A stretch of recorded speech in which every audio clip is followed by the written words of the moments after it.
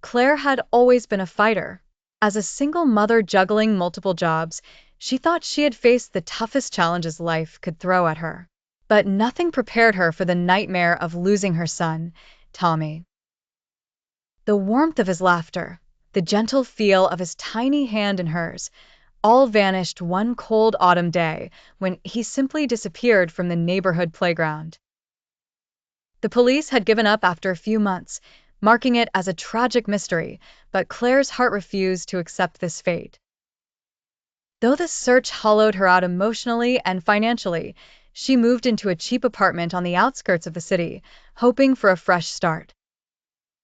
The building was ancient, with cracked walls and dented corridors echoing their age with an uneasy silence.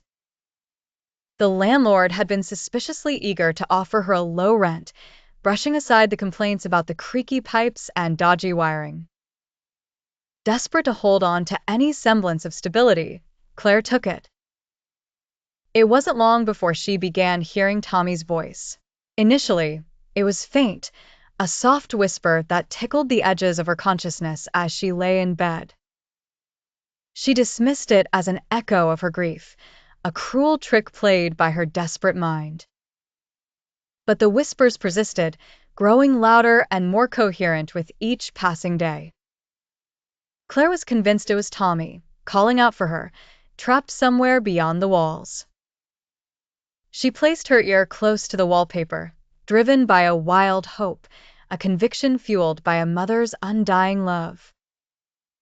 The other tenants were peculiar. Their gazes flickered towards the ground, never meeting anyone's eyes.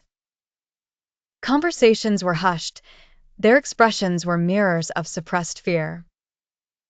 They fed the energy of the building with their sadness, their loss.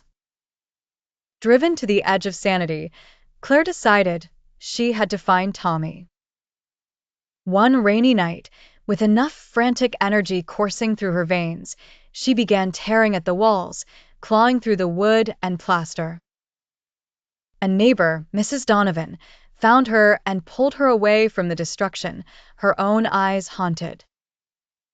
"Don't you see?" Mrs. Donovan whispered, guiding Claire back to her apartment with shaky hands. "The building it feeds off us, the lost, the grieving, those of us consumed by despair." Claire stared at her in disbelief, the weight of Mrs. Donovan's words sinking in. The building, this sinister monument of misery, thrived on the echoes of human despair. But most terrifying of all was its power to mimic the lost voices so perfectly, to taunt those left bereft. Heart-pounding, Claire realized that the voice she had heard wasn't Tommy.